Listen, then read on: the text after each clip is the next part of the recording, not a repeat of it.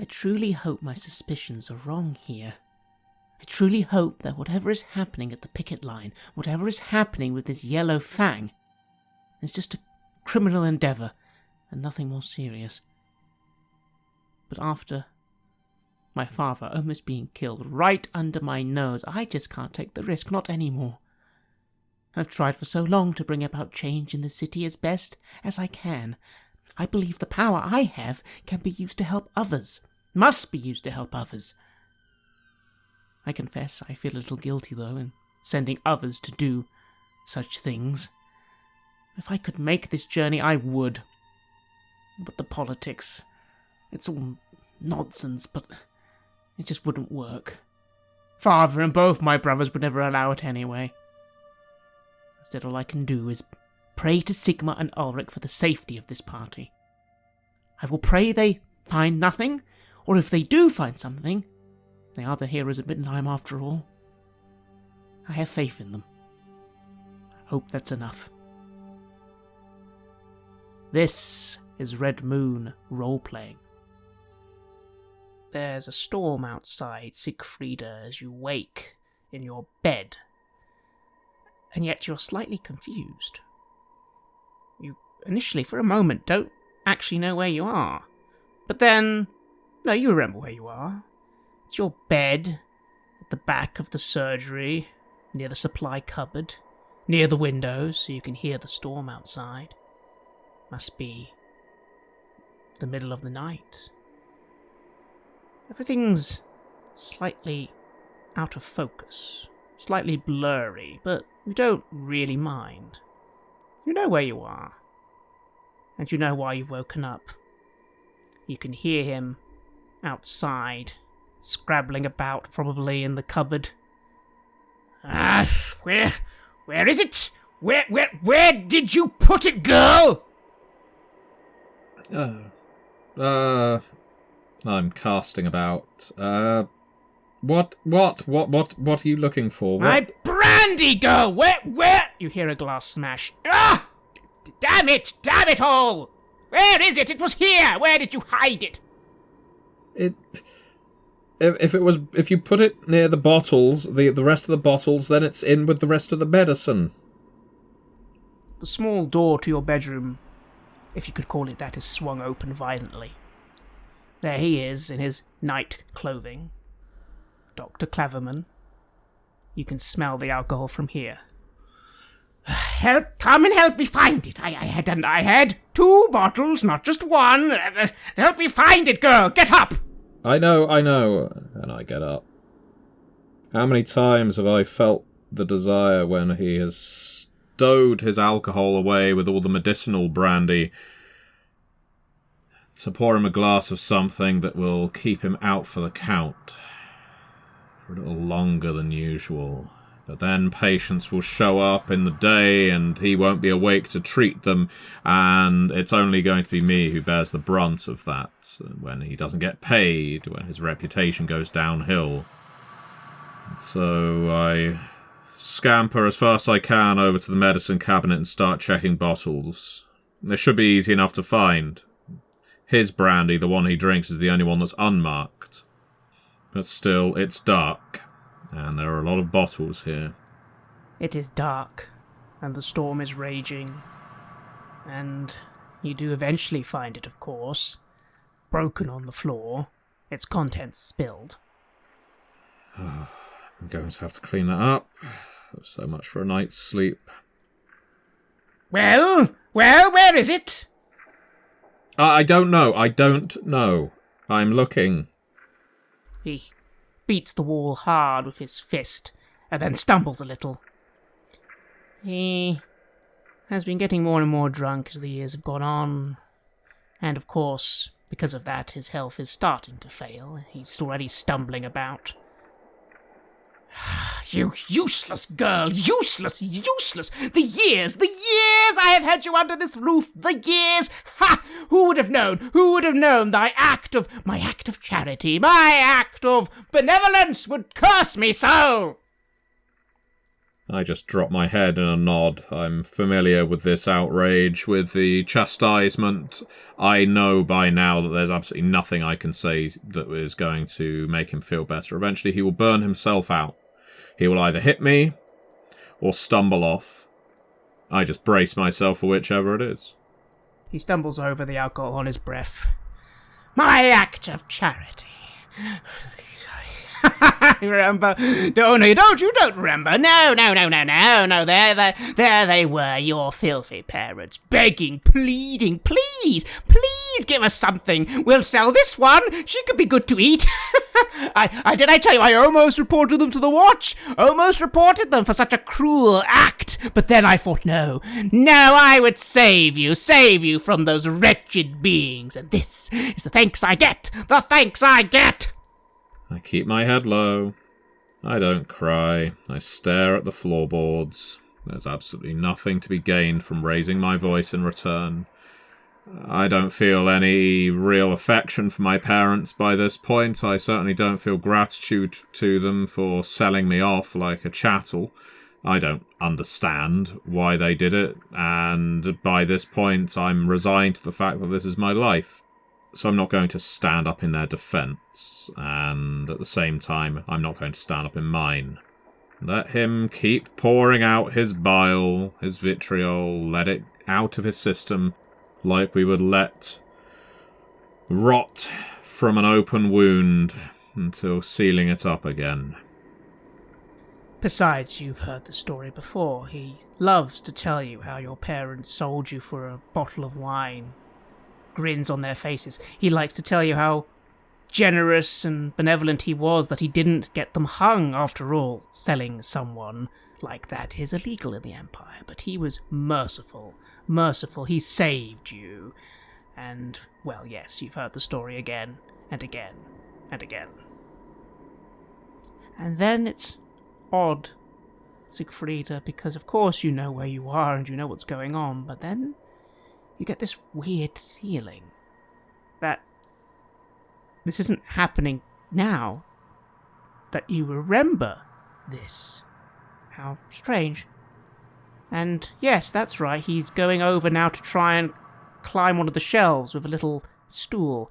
I bet you didn't look at the top shelves. I have to do everything around here. And now he's badly trying to use a stool to reach a higher shelf. What happened next, Sigfreda? You remember it very, very well. This wasn't the time that I took the law into my own hands, but it was close. It was one of the closest times for me when I felt like he just needed a simple push. But the doubts flooded through my mind. I wondered, what if he fell and survived? What if he fell, got straight back up and killed me? What if he smashed into all of the medicines and ruined the lives of everyone dependent on them? What if? So many ways it could go wrong, and not enough confidence yet to pull off the act. And so, against my own best judgment, I supported him. I helped his weight. I put my hands to the backs of his thighs, up to his hips, made sure that he didn't fall as the stool rocked underneath him, and I pressed my body against him so that he could reach a bottle. And that's what you did. You supported him and helped him. And I suppose he returned to his room, and that night you just went straight back to bed, yes? Oh, I didn't go to sleep, but I did go back to bed after I cleaned up all the remains that were on the floor. Daydreaming by this point as the sun was coming up, of the best way to just kill the bastard. If there was ever going to be a way of doing it and getting away with it, what way would that be?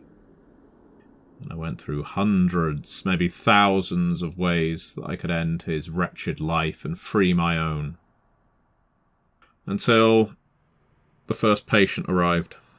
and then I had to get my mind to work. Indeed. Although, of course, the first patient to arrive that day wasn't...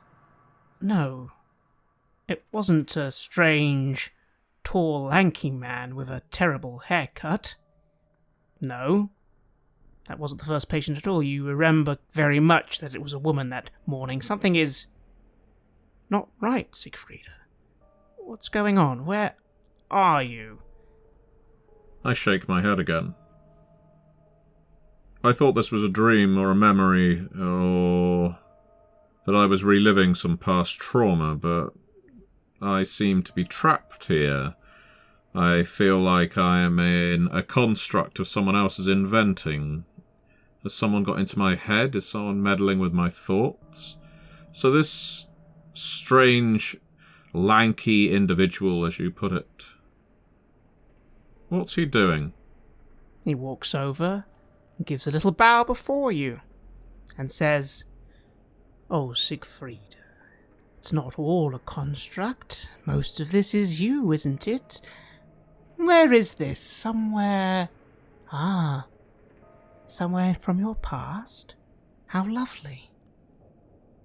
Whoever you are, I say, and not really meaning it, I'm not afraid of you. I've encountered many horrible people, many murderers, many cultists at this point, and I can change my memories, my mind, my personality like the chameleon can change its colours. I am not afraid of you in the slightest. Why would you think I want you to be afraid? You're my favourite. And yes, precisely that, as you said, you...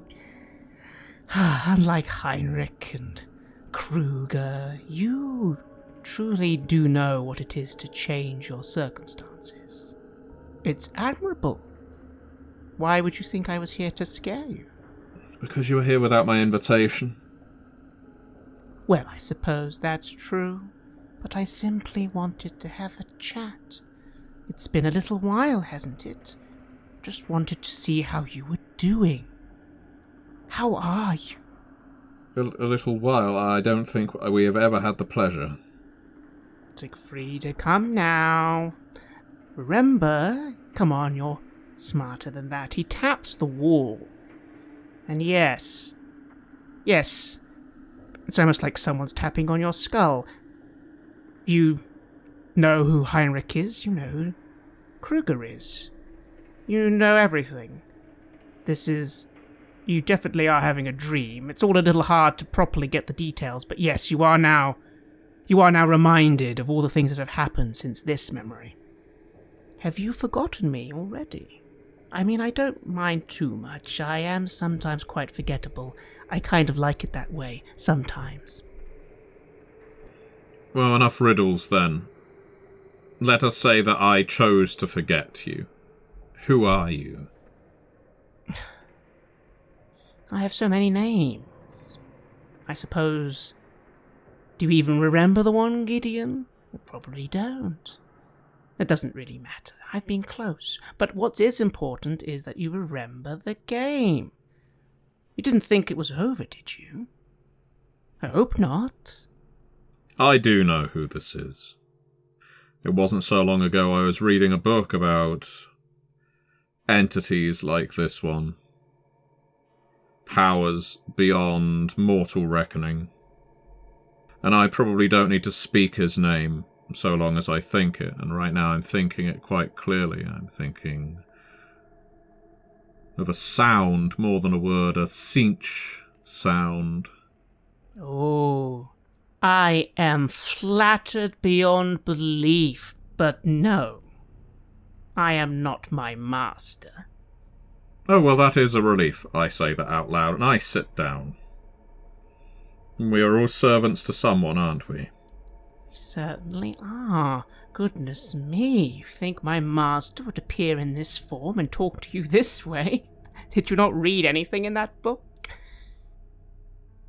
I was selective about which passages I studied. Why? I do not wish to become like everyone else who reads books like that. That's not going to happen. Why would that happen? You've already proven that you are smarter than them. You have willpower. They don't. Oh, I am sure that a great many of them thought they were smart, and were sure that they had willpower.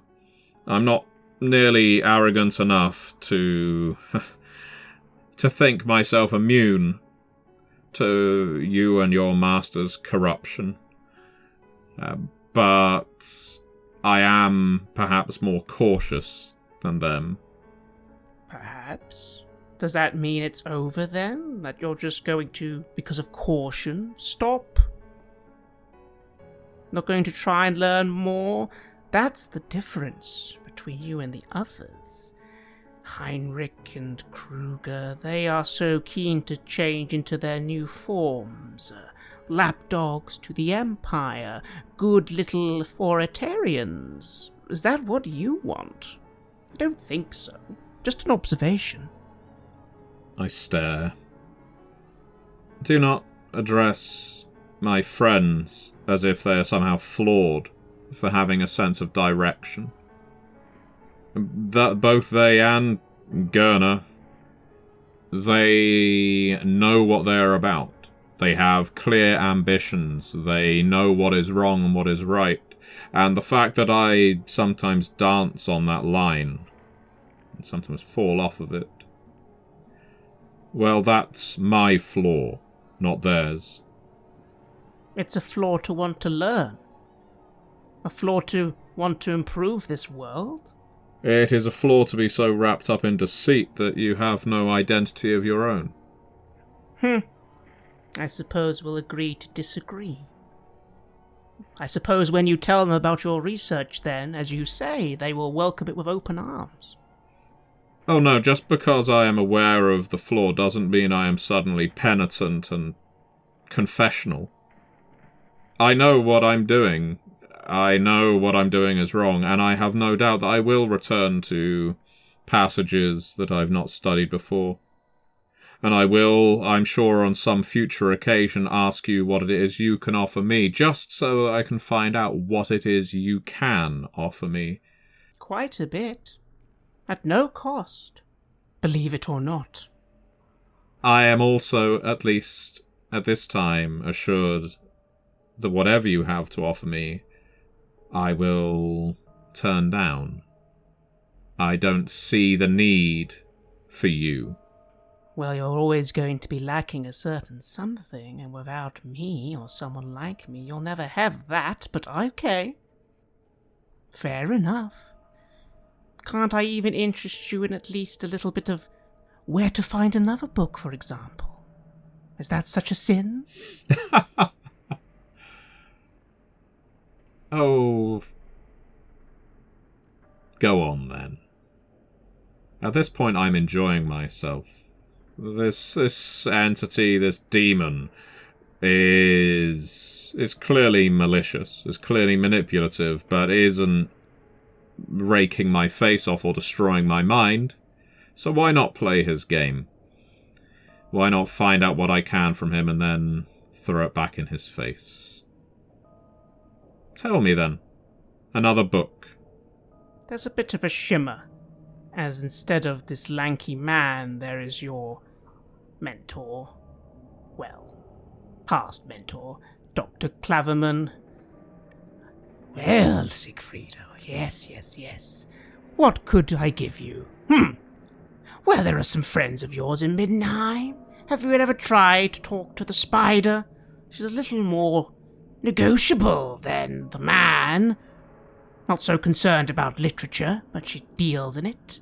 You'd have to probably put on a disguise or a pseudonym. If you go as Lady Wittgenstein, you're probably going to get them all wanting to, run away from you. You're quite lone, aren't you? But if you, I don't know, maybe just went as Sigfreda, who you really are, they might not get it, and maybe you could buy a book or two. Now, what's the harm in that?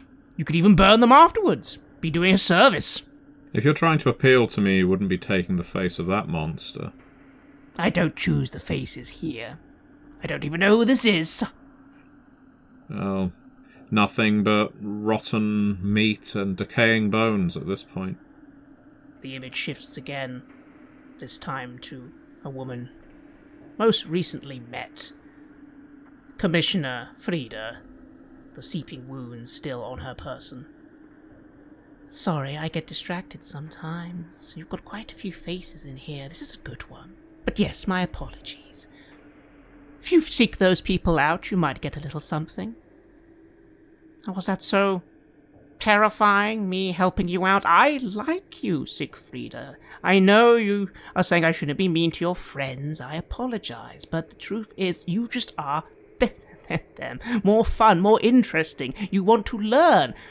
How is that strange that I don't like the others who just don't want to learn? As much, that is. I accept your apology. Now please, get out. You've told me what you need to tell me. The spider. Yes. But is that truly all you want? He turns back into that little boy. The little boy, way back from Bogenhafen. I mean, I have given the others a question. Don't you have any questions about what's going on? I mean, it is really funny that none of you ever really know what's going on, but I do play a fair game. I gave them a question. You get one. Nothing? I fear that if I asked you a question, I would get nothing back but a twisted answer. Maybe you just need to ask the right question. Remember, you're the clever one. You could outwit me. Maybe I could. I suppose I do have one question. And it should be a simple one. But one for which I do not want an answer that says everything must be destroyed, or everyone must die, or there is no end. But I do want to know how we finally... No, actually... You know what, I think I will enjoy finding that out myself. As you say, I'm a learner. I am smart. I can work it out. I don't need to cheat and look over your shoulder to find the answer. No, I'm content now. And I say that partly to build this thing's anticipation, just to deny it. Because, yes, I know I will be led down a primrose path. I know that I'm going to be manipulated if this thing stays in my head. I'm more than satisfied to frustrate it. Feel free to roll an intuition check. Give yourself a +10. I fail. I'm not going to spend a point at this point of the game. The young child grins widely, the grin slowly extending well beyond a grin that a human face could even make. You don't think it's frustrated. You think it's... You have no idea. You suddenly feel that this facial expression is mocking you because while you can read a person, this isn't a person. So you have no idea if you've truly frustrated it, or if it's just amused, or if it's just bored. No idea, as it begins to disappear, as it says, "Very well, Sigfreda. That's fine. We'll meet again soon. Keep up the good work. It's been a fun game. It'll be over soon. Don't worry. Sleep well." And you wake on a coach. Bit of a jolt in the road. You realise you must have dozed off. You remember where you are now, of course. You, along with your friends, are on their way to the Middle Mountains, far east of Middenheim, to some sort of picket line near some place called the Brass Keep. You remember... Your friends, they came and they convinced you that you were needed for this little journey. Do you remember why? My title. My pseudo-nobility would apparently help them out. Yes. That, and of course you being a hero of Middenheim and all that, which does seem to carry a lot with it. Suffice to say, they were able to convince you. You look around the coach, your apprentice. Leah is quietly knitting something. You see Kruger looking out the window. You're aware that you have a coach with a quite chatty halfling driver, and behind you is a small escort being led by Inquisitor Heinrich Schilf and his 2 new friends, who all have their own horses. There's also that new fellow, Gurner, sitting in the coach with you. Gurner and Kruger, it's been an uneventful last 4 or 5 days as you've ridden through the countryside to the middle mountains. Again, their silhouette always quite large and intimidating in the east. You've ridden through the villages of Hoffelhof, Hohenfarth, and Lindenheim. Nothing to report, really. The countryside here is not quite as foresty as the Darkwall Forest all the way to the far west, but it does slowly rise up every now and again as you approach those large mountains to the east. You've seen patrols of road wardens. You've seen a prison cart go by. You do know, Kruger, that there are some penal colonies out here. Mines, mainly. How are you feeling, Kruger, Hoffman? You see Sigfreda seemed to have dozed off for a bit, but she's awake now. Yes. Well, I'm, on some level, quite happy to be away from Middenheim. Away from all the death and all the hangings and all the other things that I had to be responsible for there. It's nice to be on the road again. To be out traveling, especially with this group. We've been through so much, and, well, here we are on the road again together. Feels like the good old times again. What about you, Gurner? Never been here before. This is Middenland proper. You've passed through some small little villages, lots of mountain to the east, woods to the west, even a couple of ruins every now and then. I like getting out of the city for a bit, seeing something different and smelling a bit more fresh air.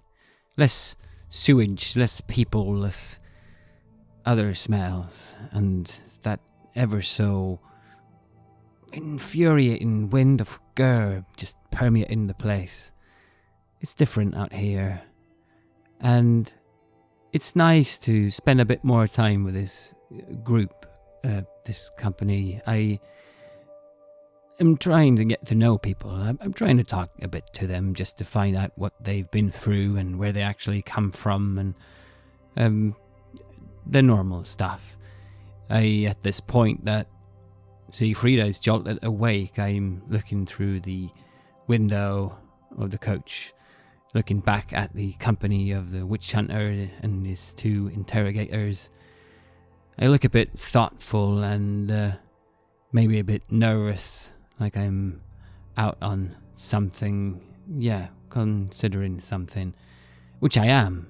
I gave him a letter yesterday, and I'm not sure if he's read it or not, and what they're gonna do about it. And I just, a little bit in my own head, just mutter, what are they laughing about now?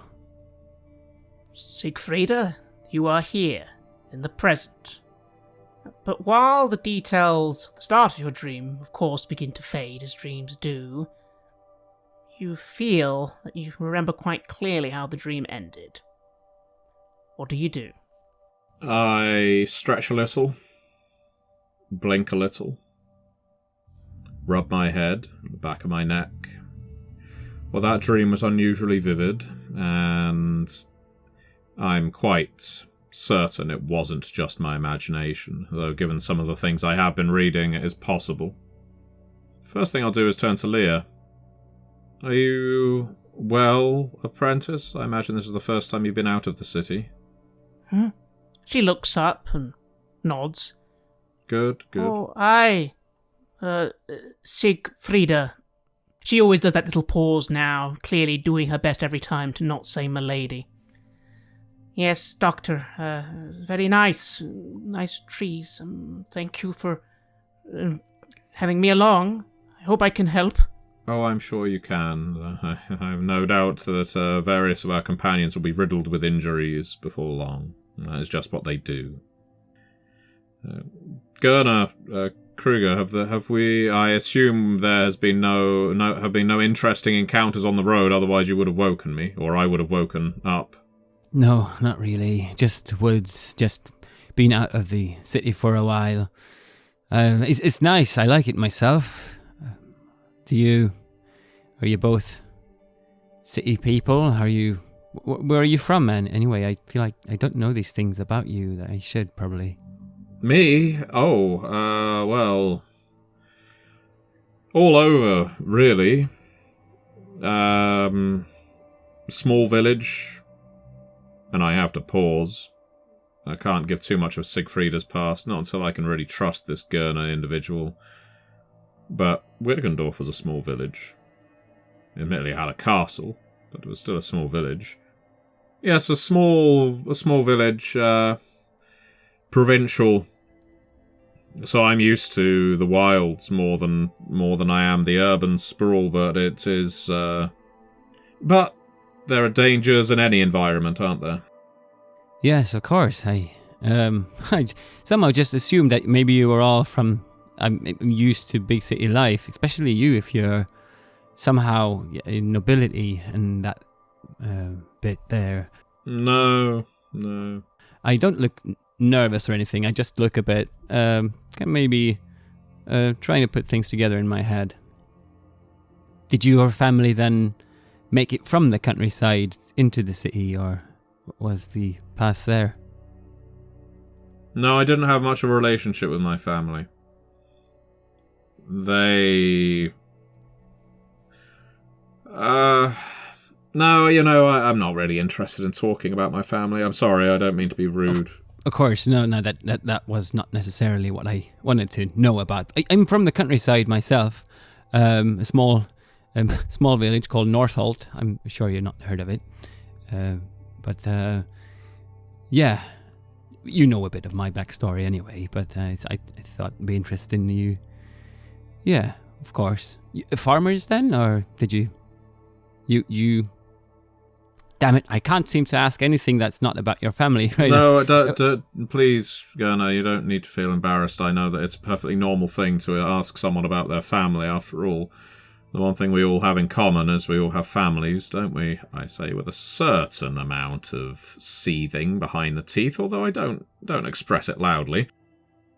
I spent most of my childhood learning about physiology, anatomy, disease, surgery, dabbled a little in potions, medicines, and such. Let's just say I wasn't exactly born to greatness. I was never intended to be a lady. I was and it's just through a certain series of, shall we say, unfortunate events that I am where I am now. Well, unfortunate and fortunate. You see, as you're speaking, your apprentice is looking at you with great interest and a little confusion. No surprise, Sigfreda, your story is fascinating, but strange. A noble who wasn't destined for greatness, how odd it must sound to a poor girl from a Warrenburg. Well, I'm trying to thread a rather awkward needle here that ties my actual story, my actual life, to being nobility.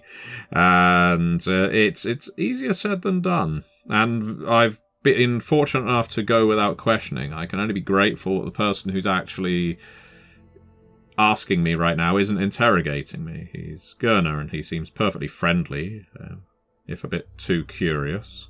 How do you feel about this, Kruger? After all, you know... Yes, that Sigfreda clearly is doing her very best to keep up a facade, mixing truth and fiction. Yes, I'm observing all this with a somewhat amused look on my face.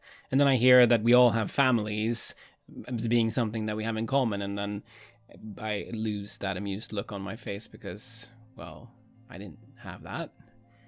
I don't remember my parents really.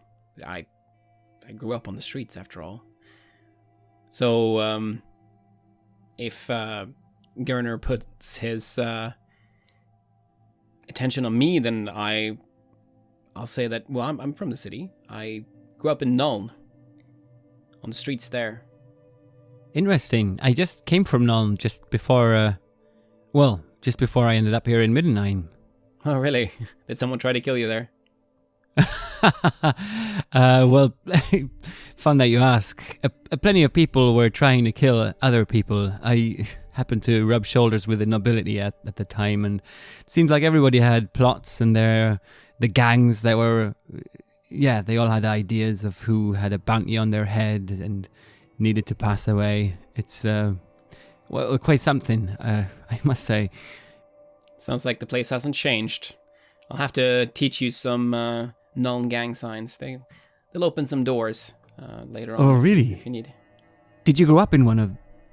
Yes, I did. I did on the streets with criminals and other low life, and now I'm putting such people behind bars. Is not actually a correct expression. I suppose I'm getting them hanged, which is all a bit strange, really, when I think about it. But yes, that's where I grew up, and I've come a long way since then, I suppose, for better or worse. Yeah, what a journey. Being the one that, yeah, I suppose I wouldn't know how that would be, but it does sound like quite a journey. Are you married, any one of you? No, don't think that this life would be very conducive for such serious relationships. But who knows about the future, right? Maybe one day. Right? I look to Sigfreda. Maybe there's a Prince Charming waiting for you out there. I sneer a little at that. Why, Gerner, are you married? Do you have a partner in your life? Oh, no, I don't. I haven't gotten too much experience with love, I suppose. In the village there were festivals and they were kissing the girls and that fun thing. There was a girl that at the time I thought I loved, but I realize now that it was just some sort of image that I had in my head of how things were supposed to be, and not really something that I miss. And then I kind of look a bit longingly out the window and kind of like I disappear for a second. I'll actually give you a gentle, maybe even playful nudge with my foot. I stir a bit and I come back and oh yes, I don't really know how to, if I were to feel something about someone, what I would do or what I would, say. And then in my position, of course, maybe it's like you say, Kruger, that's the life for the other people that are settling down. You were settling down, Sigfreda, though, I think. I was, and of course then ambushed and crossbow bolt to the shoulder and all that. But I don't know. I've not really had much time, or indeed inclination, to reflect on how I've never really contemplated the realistic possibility. But you must have been in love. You must have had at least a crush on someone. I am embarrassed by that and ignore it. No, nothing more than... I think, and I hope I can speak for Kruger, and by all means he can shout me down. We shout each other down enough. Oh, I say, and I look at between the two of you. No. Sorry, no, not that. What I was going to say is both of us have had something of a truncated childhood. neither of us have really grown up in a way. What you're talking about, country fairs, dancing with pretty girls, stolen kisses, that sounds magical. It sounds frankly romantic. The kinds of things you read about in short novels sold in markets. That isn't that. I never had that. I doubt Kruger had that. And so I am fully aware that it is a problem. I am a doctor. And although I know that may not sound like a medical problem, I'm kind of rambling at this point. My point is, I know that if I develop an attachment to someone, it's not coming from a place of health or normal or controlled emotion. I need to somehow find those missing almost 15 years of my life or more and reconstruct them somehow before I could even possibly think of inflicting myself on some poor bastard. Well, maybe you'll find some poor bastard who will help you through that. It's not something that's easy anyway. It's like hard enough as it is when you do find someone. I look down. You found someone? Is that something that you have? No, I've started developing something of an interest for someone, but I'm not sure if it could be even possible or lead somewhere or be anything. It's like you say, it's a particular kind of life, and maybe I should just put these kind of thoughts behind me. After all, Gurner, you will find yourself thinking the days of summer festivals and kissing young girls, even for you, was a very long time ago. There's been none of that in the dark days of training in the Grey College. No, it was about 6 years ago now that I was taken away from the village. Yeah, it's time passed for me. And time passes for you all. Another day's travel, stopping of course at the usual inns and safe houses along such roads, passing by an old tower seems to mark the beginning of the Carsberger estates. You don't see too much out here. At one point there is a small castle quite far in the distance to the north, but that's not your destination. There is a quite grim-looking place, full of prison carts, and the sound of mining. This might be Kruger, the famous Hope Square, the largest of the penal colonies in this part of the world. Passing on, though, you finally begin to come very close now. The Middle Mountains now completely dominate the skyline to the east. They are much, much bigger when you're this close. But finally you begin to turn in your journey, and you think you can see something ahead. 20 horsemen are slowly riding towards your little convoy. What do the three of you do? I'll try to see what kind of horsemen are we talking about. Is it road wardens or what, people who are supposed to be here, or someone who might be a threat? Well, they're riding very slowly, and no one seems to be alarmed, so you don't think they're a threat. As they come closer, though, you can't quite tell who they are. They look a little strange. You think... Wait, the horses might have the colours of House Carsberger on them. Okay, they must be part of the people who are supposed to be here, but they look very odd. They've all got bows on their backs, and they're wearing very strange hats. They're sort of like little fur hats, circular, and they all have quite short beards. One of them rides up to the window of the coach and says, "Hello, greetings. You are here for the picket, yes?" That's right. The man just nods once. "Captain Tillich, we will escort you the rest of the way, yes?" That sounds good for us. Thank you. Yes, that would be excellent. Who are you? "Captain Tillich." Yes, and you were with... The Geisbergers. Commander, the person you are here to see, no? Ah, yes, of course. Apologies.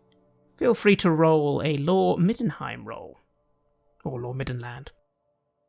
Well, that is a 52 under 58, so that is barely a success then. That hat, for colder climates, is that Kislevite? These might be people from Kislev.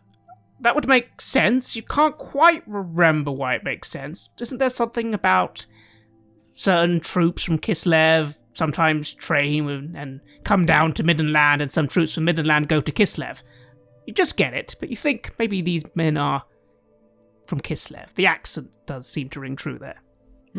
Oh, you're from Kislev originally, I suppose. Ah, yes, correct. Here we are, cavalry unit, guarding Mountain Pass. Ah, so you've been hired to do that then by the Karlsbergers, or? Not hired, duty. Ah, some kind of treaty then. Yes. He nods very sternly.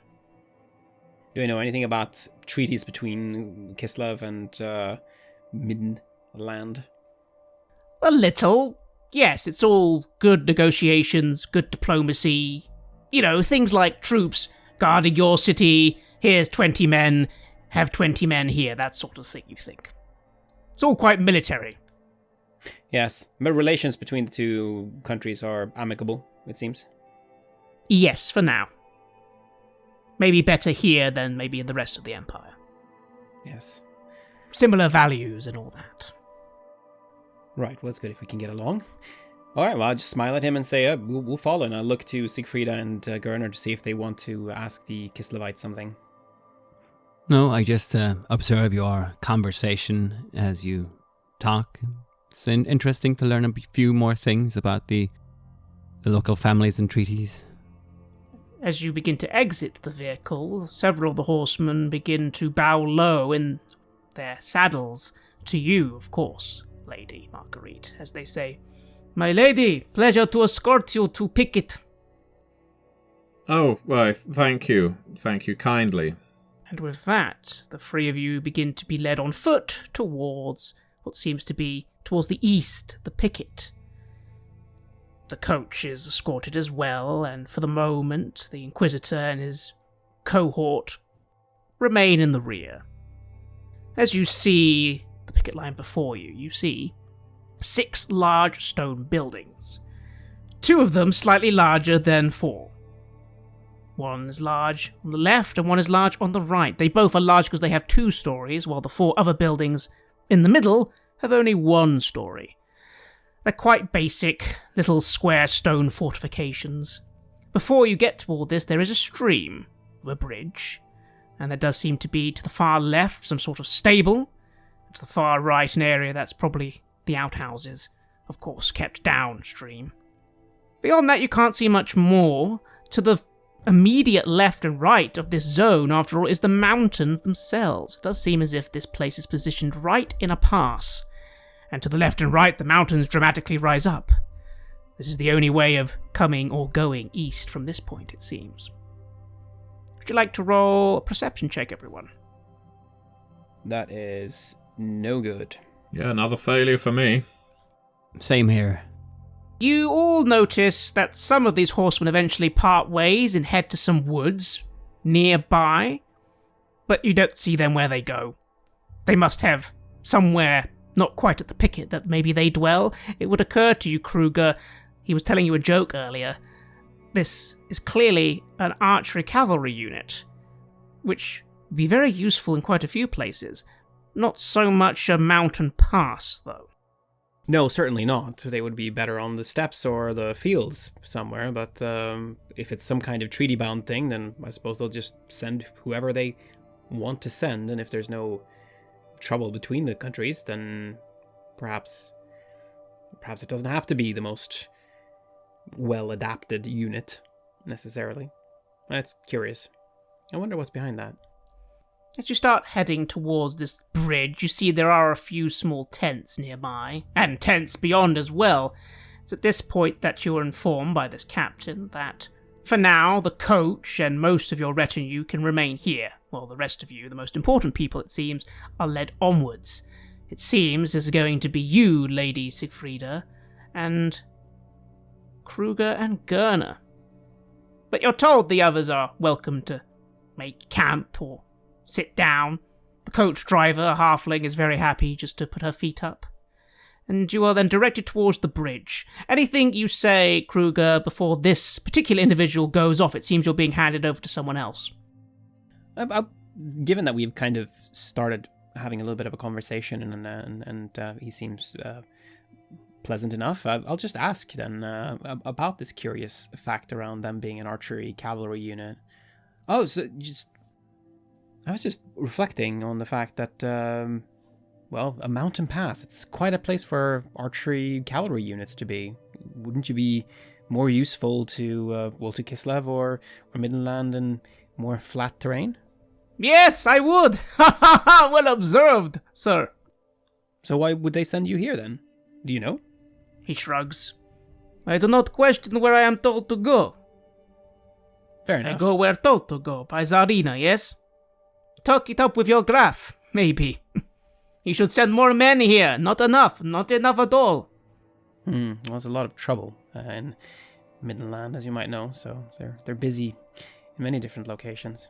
Always trouble everywhere, friend. Plenty of trouble here. But again, what can I say? I am not from here. Different in Kislev. We do not leave places to... what is word? Languish. No, nothing rots in Kislev, I'm sure. It certainly does not. It is too cold. Indeed. Interesting that you were taking note of this, I say as I come up to Kruger. You know a bit about the, I don't know, cavalry units, military things? Had to learn with my new vocation. A lot of stuff like that I need to take note of these days. I'm supposed to be able to protect the city and, well, one of the things we're always looking at is the possibility of some kind of armed incursion, so I have to know my military units from each other. Well, this is a great responsibility, it sounds like. Nice with such an appointment where you get a chance to, or actually have to learn so much in order to get by. Yeah, that's a fine crossbow you got there. Oh, you should have seen Kruger leading a siege on a castle. It was many months ago now, but yes, I don't know many people who are quite as adept in the ways of war as he. I partially burned that castle down. I see. It was an accident, but we ended up winning at the end of the day. So I suppose all is well that ends well. Well, whomever loses their castle to a fire, I suppose, would be considered as the one forfeiting the situation. Yes, I think so. I certainly think so. I shudder at the thoughts of all the memories that come flooding back from that place. That was one messed up location. Well, it seems like they've just been ordered here, I say about this unit. It's strange. There's something going on, but then again, isn't there always? There's intrigues, certainly, on the other side of the border as well. Well, I am curious, and I suppose that they will be taking more of their talking to you, Sigfreda. Well, from what I understood, is that some of the Karstberger's supplies have been spotted along this supposed trade route that goes up into the mountain. Not trade route, more like smuggling route. So I am curious myself. Well, if you get a chance, maybe you can ask them if they've lost supplies at all, or, if they haven't, then that might indicate that they're actually involved in supplying the people there. Well, that's curious. We're not going to find out, well... Kruger, you're the tactician. Do you think this is something we can talk our way through, or do we need to sneak about and find out what's going on?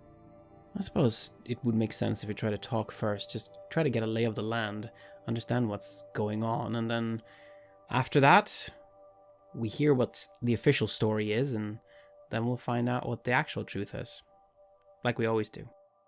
And so as you're discussing all this, you hear the sound of footsteps as several armed men-at-arms approach you. They are dressed in the livery you'd expect of household men-at-arms. They are not of the Imperial military, but they are of a house guard. Doesn't necessarily mean they're not well trained, it simply means that they owe their loyalty to their lord first, and then the Empire. They are dressed in the livery of red, with a white lion holding a flag. You believe that is the crest of the Carlsbergers. One of the gentlemen comes forward wearing a very large, fluffy hat, the typical style of this sort of soldier. It normally designates someone as a sergeant, you think, Kruger, and he bows low before you, Lady Sigfreda. Hey, my lady, pleasure. Sergeant Ottfried Bratner at your service, ma'am. The pleasure is mine. Ottfried, did you say? Ottfried, yes. How would you like that I refer to you? Sergeant is my rank, however you wish, my lady. Well, Sergeant, it is our pleasure to assist. What is... maybe you could explain to us the nature of this picket. What exactly is required of us? I say this as an amateur, but someone enthusiastic about resolving this issue. Oh, well, of course, my lady. Well, shortly I'll be taking you to the commander, of course. That's why you're here, isn't it? Oh, it's one person after another, isn't it? It's like one of my favourite bureaucracies.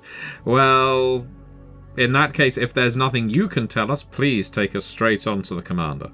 Oh, no, please, I can tell you lots of things if you wish, my lady. Certainly, I can tell you. So the picket line, of course, it extends over there. He gestures beyond the stone buildings. And that's where it ends, and you can't go beyond there, I'm afraid, on account of, you die. But apart from that, I'll be taking you to the command post up there. He points to the northmost of those 6 stone buildings. And that's where you'll be meeting the commander, and we can tell... And of course, then you'll be telling all about the reasons you've come. But, well, I mean, it's because you're here from the Graf himself, aren't you? You're here to check on things, right? Isn't that why you're here? Well, that's my understanding, but it would be wonderful to actually know what it is we're checking on, if you see what I mean. What is the current lay of the land? Well, I certainly wouldn't know. Why would we know why you're here? That's why I'm asking. No, you misunderstand. I look at Kruger, somewhat exasperated. Don't make me lose my temper with this middle manager. I break in, and I say, have you... I know that we're not too far from Brass Keep now, is that correct? Aye. Have you ever been there yourself? I understand that it's a little bit of a village where... people don't seem to live anymore. Do you know anything about that? He and all the other guardsmen and guardswomen begin to laugh. Oh, no, yes, sir. I go there every day for my holiday, and my family's from there, and Corporal Lindsay here, he goes there for his shits. We all go there every single day, sir. Oh, well, that's wonderful then. I happened to hear from somewhere else that the place had been abandoned quite recently, seemingly. Oh, only for the last 100 years on account of all the demons and the death. What do you mean, the demons and the death? It was a joke, sir. You understand what's over there, sir? Not really. I genuinely want to know. The archenemy, sir. They have a horrible fortress there, sir. It's not a village, it's a fortress. Oh, really? I see. I look at the others as if... Did you actually know this?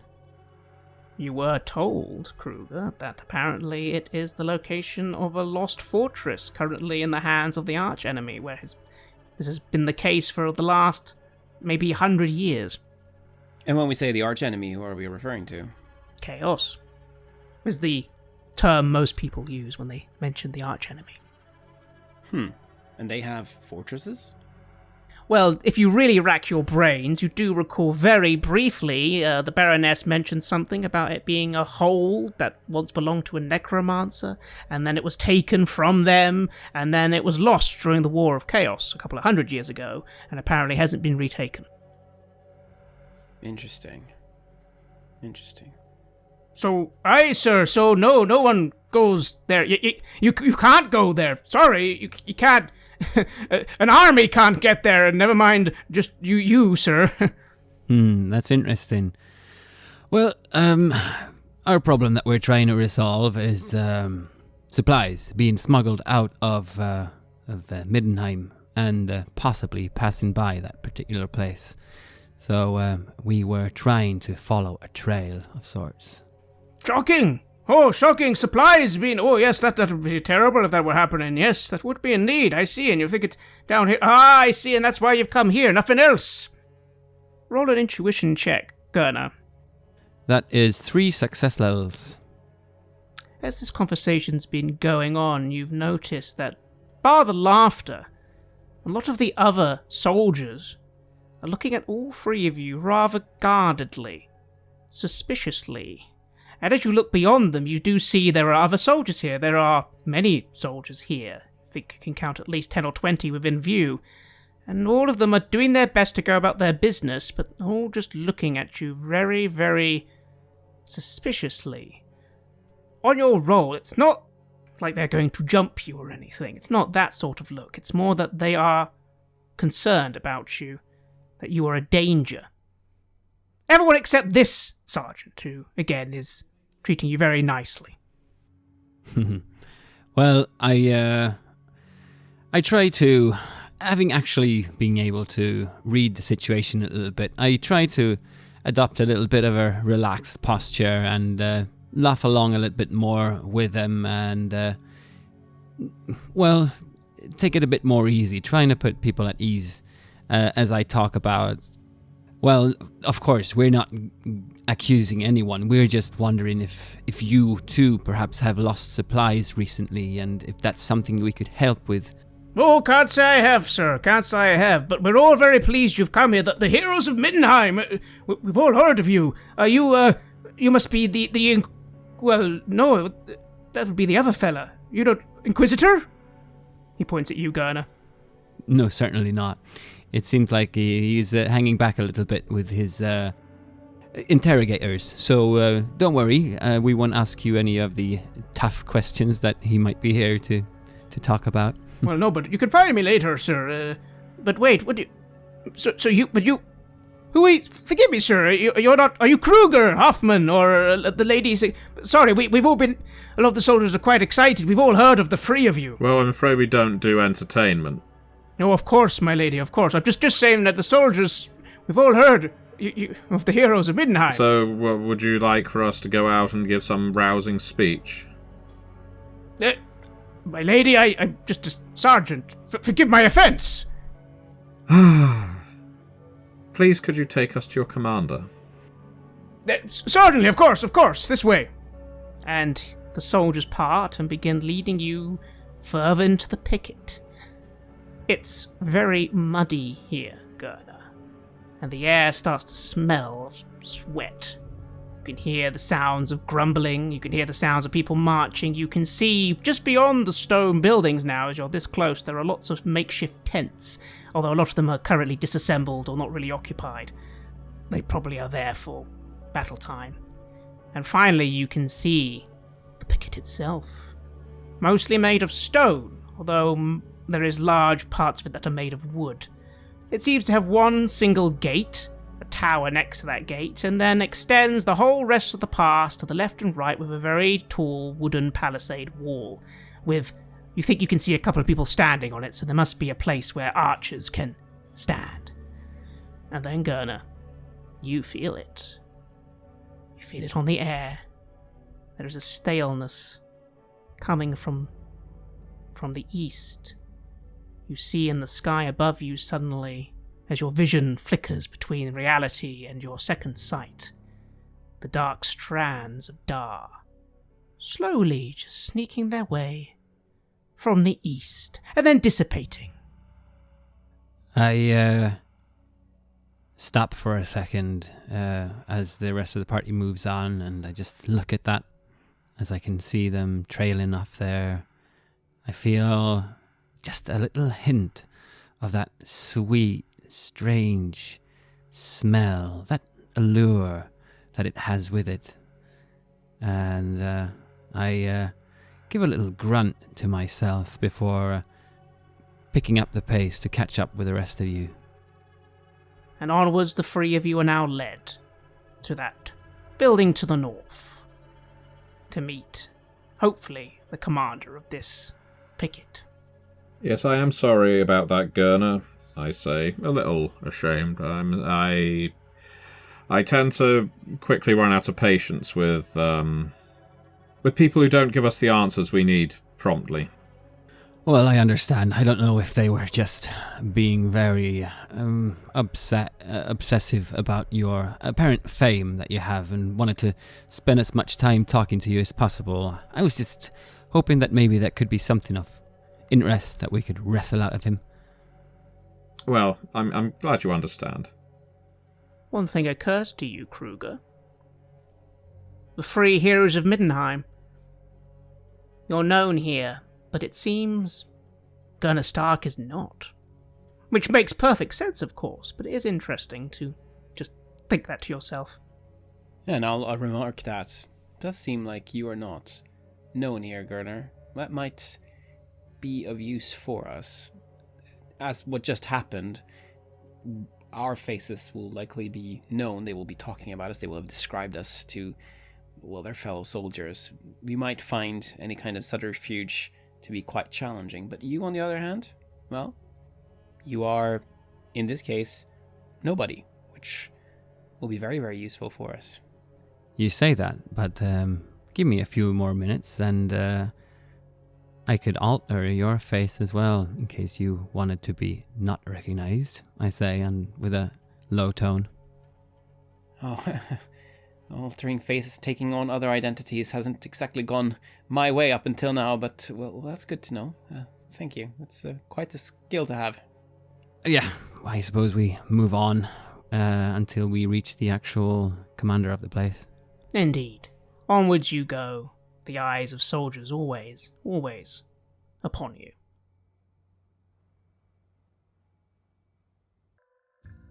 You have listened to an episode of Red Moon Roleplaying, where we play the legendary campaign, The Enemy Within, for Warhammer Fantasy Roleplay 4th Edition, published by Cubicle 7.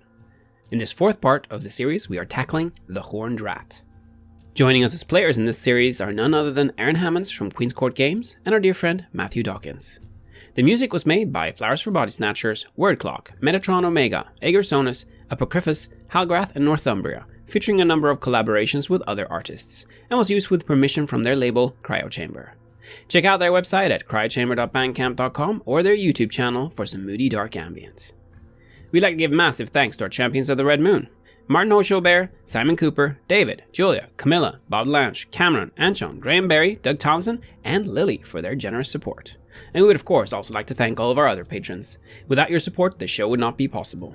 If you want to support our work, please check us out on Patreon. You can get access to our Warhammer Fantasy Roleplay bonus campaign, Rough Nights and Hard Days, as well as bonus campaigns for Cult of Divinity Lost and Call of Cthulhu. On top of that, we also offer early and raw access to all of our recordings. You can also hear your name read on the show as a champion of the Red Moon, as well as play Cult with us. Most importantly, that support is what keeps the show going, so do check us out there. Thank you again for listening, and remember that Skaven are definitely not real. And even if they were, well, the Emperor has already dealt with that threat.